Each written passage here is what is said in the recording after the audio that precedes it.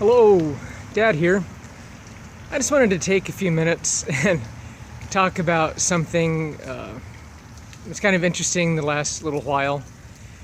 As the family knows and a lot of my friends know, I'm away from home for a little while on an assignment, helping an organization out, and I was thinking about irrational virtue signaling and the sacrament of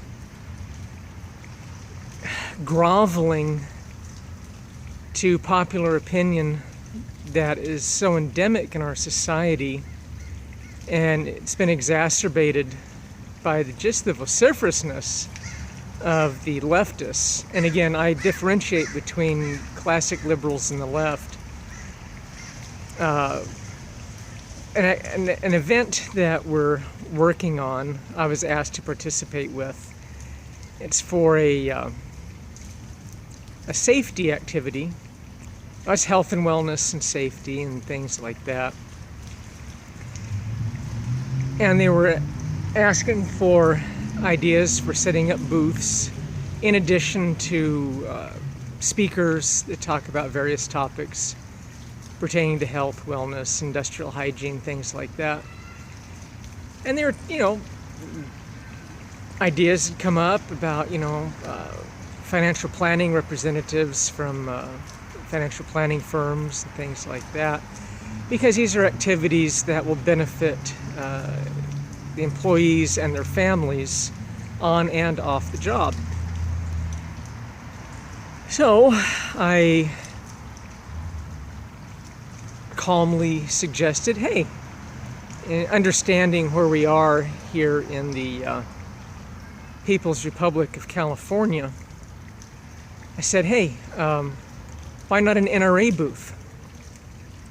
And not for the purpose of peddling firearms or anything like that, but just general safety, because there are a lot of people that have firearms in the state, and oh my gosh, the squirming and the equivocating, and the people looked at me like I'd suggested that we stomp on kittens or pull the heads off parakeets. Somebody said, oh, well, that sounds awfully political. I'm thinking, okay. Now understand that this organization used to have a company-owned rifle and pistol range, and employees could be members of this rifle and they call it Rod and Gun Club, and people could go to this safe, secure facility and practice their marksmanship and drills and things like that. And this was not too long ago that this organization had this property. And just over the last decade and a half, since I wasn't here, boy, things have changed so much. So I asked, well, okay, I don't believe it's political, because this is something that will be of benefit to lots and lots of people. And he said, well, no, we don't want to do that. I said, okay, how about if we have a pride booth? And you could tell, based on their responses and the things that happened, that would have been much more acceptable than something that would benefit all people from all sexual persuasions and backgrounds, races, religions, except for those that, forbid firearms. But how sad it is that our society and culture has made this rapid shift. When I was younger, I have to remember I was, 13 or so when I first read the Constitution of the United States and the Federalist Papers, Mein Kampf, and the Communist Manifesto. I have no great love for the socialists and the things they've done. Everything they've touched has gone haywire. Everybody's tried to implement it better, from Marx on down, whether Hitler trying to implement his brand of socialism, or Mao, or Stalin, the Castro brothers. You've got this problem in Venezuela. It's just horrible. And everybody says, it just hasn't been implemented right. Okay, no, it has been. It's been implemented the way it's designed to be implemented, for the oppression of people and the suppression of free thought and expression. But anyway, so I used to think that it's so sad that these things had happened. And I used to wonder why Huxley and Orwell, although they were avowed socialists, wrote their novels as a warning to the people of the world of what could happen in the future. 1984 was a scary book, but to me, Brave New World was even scarier. Animal Farm was a good read. It looked more like a retrograde novel, thinking about things that happened in the 30s and stuff like that. But in just a few short years here in the United States, the suppression of free thought and the ability to express oneself without fear of reprisal, it doesn't seem like that's so secure anymore. They had people are, shouted down, shut down. The media, trolls on the internet will go out of their way to mock and deride somebody, often using virulently horrible language, just crudeness, somehow thinking that emphasizes their moral superiority. I don't quite understand it. I live by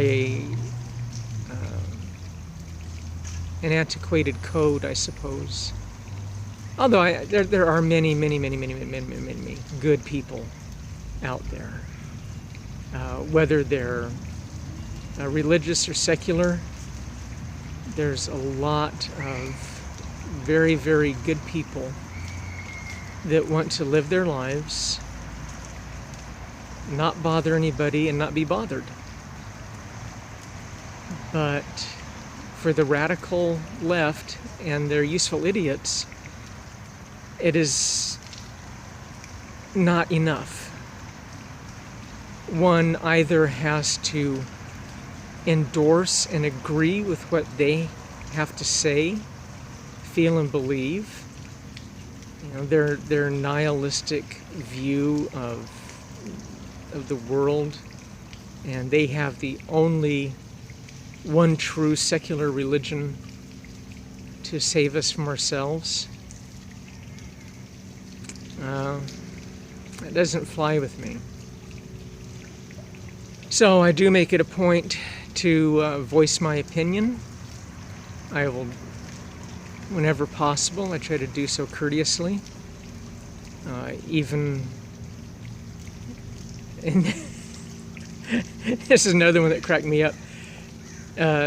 There's an organization I'm aware of. They just appointed, again, in another bout of narcissistic virtue signaling, they appointed a director of diversity and inclusion.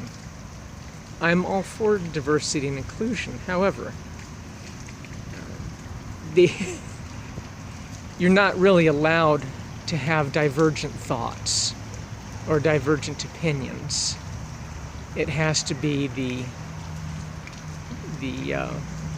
thoughts or opinions that are approved by the high priests or priestesses of the radical socialist left. But anyway, this organization, their director of diversity and inclusion, happens to be a white female, college-educated lawyer. I thought, well, okay, about the only thing I'm aware of that makes this position even remotely diverse is the fact that it's a female. Other than that, it's just typical corporate nonsense that they do in order to try to keep the press and the politicians off their back, because most corporations do not have the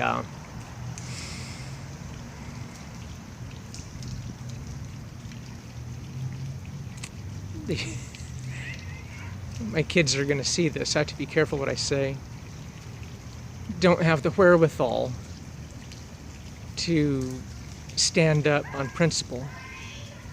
They will bow and capitulate and genuflect as long as they feel it will help them out. However, that hasn't worked so well for the shares of Facebook and Twitter lately. Now has it?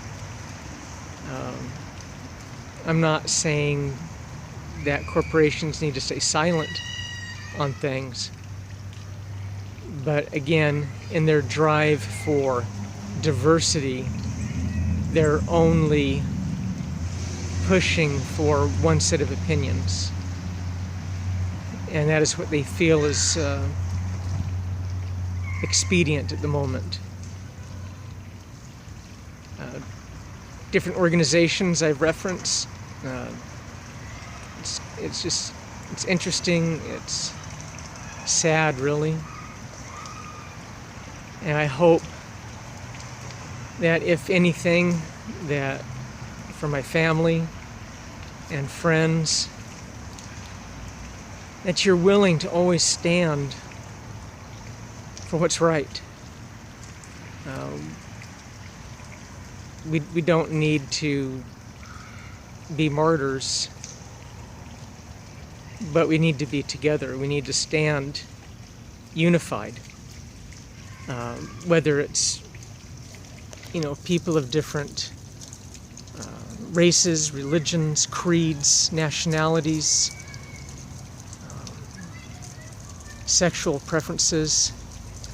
The big ticket items, I think, we can all agree on and stand behind.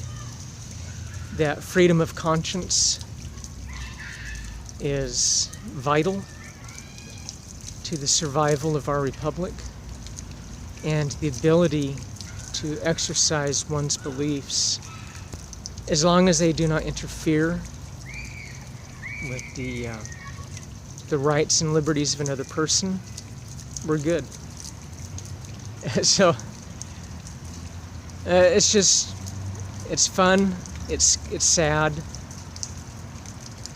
sometimes a little bit depressing, but I think we can all stand together and we can get through this and be strong. All right? Thank you for spending time with Dad, and I will talk to you later. Bye-bye.